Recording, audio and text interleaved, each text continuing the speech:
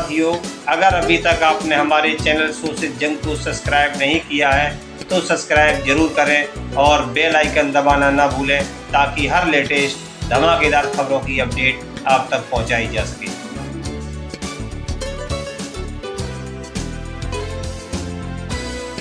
राष्ट्रीय राजधानी दिल्ली में धूमधाम के साथ मनाई गई जनेश्वर मिश्रा की जयंती। मिनी लोहिया के नाम से विख्यात जनेश्वर मिश्रा रहे हैं पूर्व में केंद्रीय मंत्री।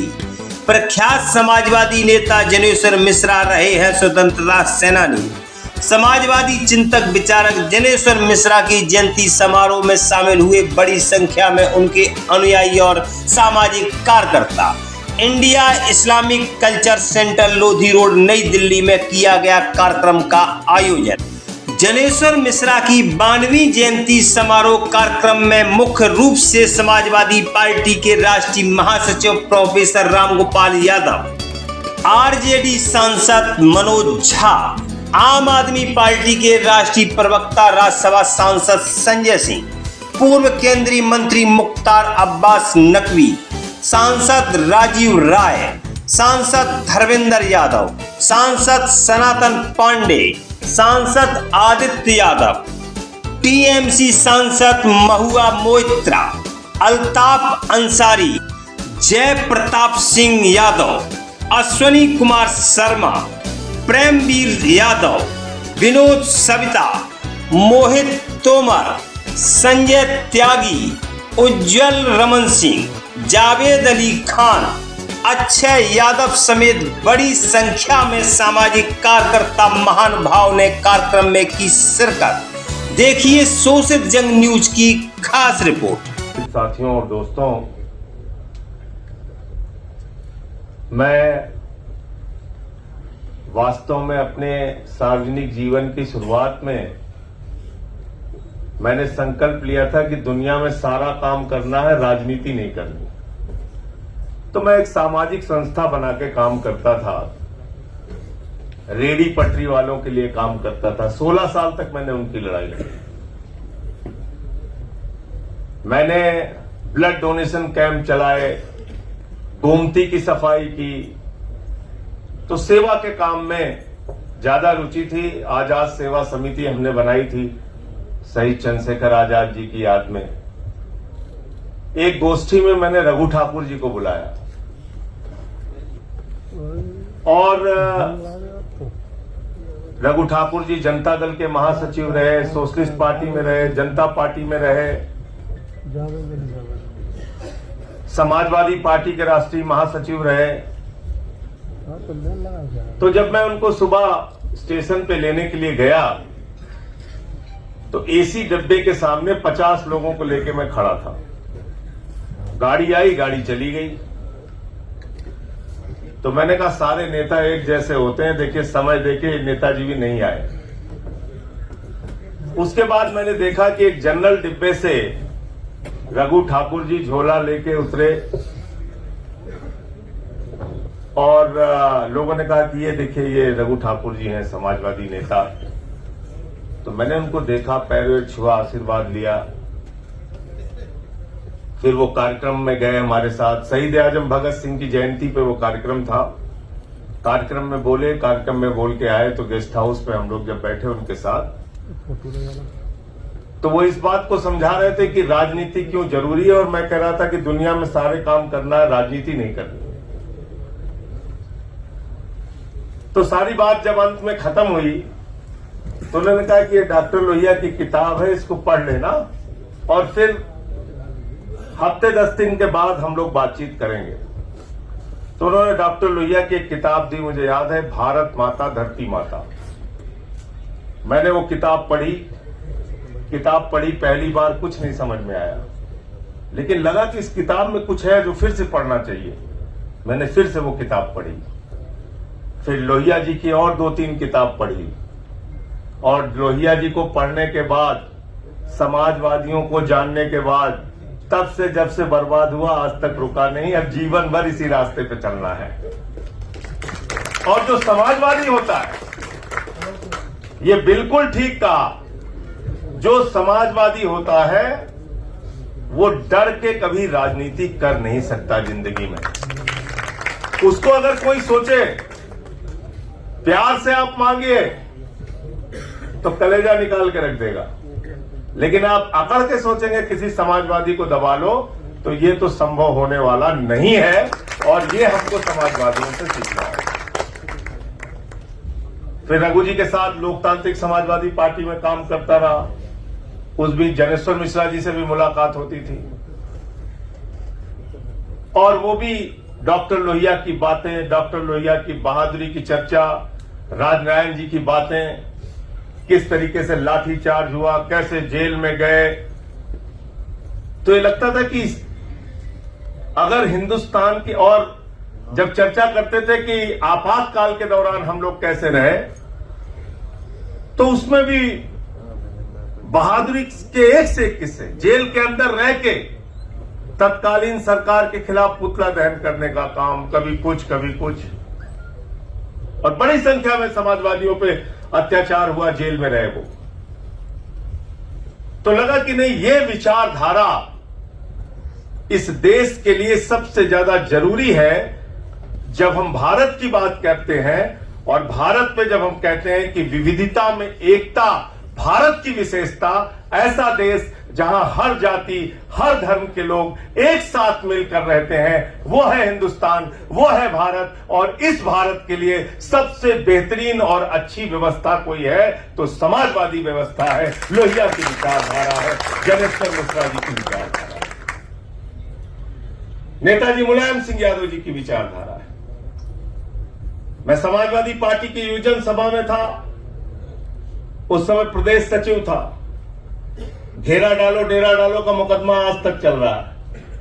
अगली सरकार आए तो खत्म करा देना हमारा मुकदमा, अभी तक चल रहा है, तारीख पे जाना नहीं। सपा वाले भी हमारे साथ जाते हैं पेशी में। ये आनंद भदौरिया जी बैठे हैं, उस समय ये लोहिया मुलायम सिंह यादव यूथ ब्रिगेड के प्रदेश अध्यक्ष हुआ करते थे। आप लोहिया वाहिनी में थे? लोहिया वाहिनी में थे कि यूथ ब्रिगेड में? लोहिया वाहिनी में। और ये भी संघर्ष के, जब ये सांसद बने तो मुझे एक अखबार की हेडिंग बड़ी अच्छी लगी कि जिसके ऊपर कभी एसएसपी ने जिसकी गर्दन पे रखा था पैर, आज वो नौजवान पहुंचा है संसद में। आनंद भदौरिया के लिए। तो जब लाठी खाने की बात हो, जेल जाने की बात हो, मुकदमा लिखवाने की बात हो, तो कम से कम समाजवादी अपने आप को कहने वाला जो व्यक्ति है वो सबसे अग्रिम पंक्ति में रहना चाहिए। ये जनेश्वर जी की सोच और विचारधारा। कभी आंदोलन में भागे नहीं जनेश्वर जी। पीट पीट के एक आंदोलन में उनको अधमरा कर दिया गया। पुलिस वालों ने सोचा इनकी मौत हो गई, छोड़ के चले गए। शरीर पूरा कपड़ा, कुर्ता धोती खून से लाल हो गया। और जब चारों तरफ सन्नाटा हो गया तो वही जनेश्वर मिश्रा जी उठते हैं, खड़े होते हैं और कहते हैं डॉक्टर लोहिया अमर रहे, समाजवाद जिंदाबाद। तो लाठियां हम लोगों ने भी खाई, जेल भी गए, और कोई एसएसपी अगर कहता था कि मुकदमा लगा के ठीक कर दूंगा तो और आंदोलन करते थे। तो इसलिए आज की सरकार हो या पहले कभी की सरकार हो, अगर कभी भी समाजवादियों को लड़ने के नाम पे ललकारा गया कि ऐसे करके तुम्हें ठीक कर देंगे, तो आज तक कोई ठीक नहीं कर पाया। और मैं समझता हूं मरते दम तक हम लोगों को कोई ठीक नहीं कर पाएगा, कोई नहीं ठीक कर पाएगा। क्या हुआ मेरे साथ? जिंदगी में 25 पैसे की भी बेईमानी का कोई आरोप नहीं लगा सकता, लेकिन सिर्फ सरकार के खिलाफ बोलने की वजह से उठा के जेल में डाल दिया। और सवाल ऐसे ऐसे पूछते थे कि हंसी आती है। कहते हैं ये बताइए श्रीमती राधिका सिंह जी कौन है? मैंने कहा क्यों, क्या हुआ? नहीं, उन्होंने आपके खाते में 1.5 लाख रुपए डाला है। तो मैंने कहा भाई आप हमारी ईमानदारी की जांच कर रहे हैं या बेईमानी की जांच कर रहे हैं? बोले नहीं, जितना पूछा जाए उतना आप जवाब दीजिए, मैंने कहा श्रीमती राधिका सिंह जी मेरी मां है और वो स्कूल के टीचर थी और रिटायरमेंट के बाद उनको पेंशन मिलती है और मैं अपने इंश्योरेंस का पैसा नहीं जमा कर पा रहा था, इसलिए मुझे अपनी मां से 1.5 लाख रुपए उधार लेना पड़ा। ये है जांच, ये है कार्रवाई, ये है कार्रवाई। ये बैठे हैं राजीव राय, इनके ऊपर छापा हुआ, इनसे पूछते हैं 10,000 रुपए आपने अपने पत्नी के खाते में क्यों दिया? बताइए, 5,000 रुपए इनको बेलन से मार खाना है, पत्नी को 5,000 नहीं देंगे। ऐसे है, ये हो रहा है। लेकिन मैं ये कहना चाहता हूं कि इस बार का जो 24 का जनादेश है वो कम से कम इस बात के ऊपर तो मोहर लगाता है कि भारत सबका देश है। हिंदू हो, मुसलमान हो, सिख हो, ईसाई हो, अगड़ा हो, पिछड़ा हो, दलित हो, सवर्ण हो, हम सब यहां पर मिलकर रहेंगे। बांटने की राजनीति इस देश के अंदर सफल नहीं है और ये अच्छी बात है, ये अच्छी बात है। और मुझे अटल जी का एक भाषण में सुन रहा था, उन्होंने कहा पार्टियां बनेंगी बिगड़ेंगी, ये लोकतंत्र अमर रहना चाहिए, इस देश का संविधान अमर रहना चाहिए, ये देश हमेशा समृद्ध रहना चाहिए और आज उसी की आवश्यकता है। जनेश्वर मिश्रा जी से अगर हम लोग कुछ सीख सकते हैं तो जिंदगी में सादगी सीख सकते हैं, बहादुरी सीख सकते हैं, समाजवादी विचारधारा पर चलने का संकल्प ले सकते हैं। मुझसे कई बार लोग कहते हैं कि अरे आप तो क्षत्रिय जाति में पैदा हुए, दिन रात आप पिछड़ों, दलितों, अल्पसंख्यकों की, मुसलमानों की लड़ाई लड़ते रहते हैं। सवाल इसका नहीं है कि कौन क्षत्रिय है कौन ब्राह्मण है। जनेश्वर मिश्रा जी वो शख्स थे जो डॉक्टर लोहिया के साथ जाति तोड़ो जनेऊ तोड़ो आंदोलन में हिस्सा लिया उन्होंने बढ़कर के। जनेऊ तोड़ो आंदोलन, जाति तोड़ो आंदोलन, ये समाजवादियों का आंदोलन था। कि जाति से आप आते हैं ये महत्वपूर्ण नहीं है, महत्वपूर्ण है किस विचार को आप मानते हैं। और हम अगर लोहिया के विचार को मानते हैं, बाबा साहब डॉक्टर भीमराव अंबेडकर के विचार को मानते हैं, तो हम कभी जाति के नाम पर भेदभाव की राजनीति का समर्थन नहीं कर सकते, बल्कि समाज के वंचित लोगों के लिए हमेशा संघर्ष करेंगे और उनकी लड़ाई लड़ने का काम करेंगे। और इसलिए अभी जो एक सुप्रीम कोर्ट का फैसला आया है उसमें क्रीमी लेयर का सवाल उठाया गया। माननीय सर्वोच्च न्यायालय का फैसला है, लेकिन मैं विनम्रता पूर्वक इस फैसले से असहमत हूं। क्रीमी लेयर का सवाल कहां से आएगा? क्या बाबा साहब डॉक्टर भीमराव अंबेडकर जी से ज्यादा पढ़े लिखे लोग हिंदुस्तान में थे? बहुत कम लोग थे जो उतने पढ़े लिखे थे, लेकिन जिस कुर्सी पर बैठते थे उसको गंगा जल से धुला जाता था। चपरासी उनको पानी नहीं देता था पीने के लिए।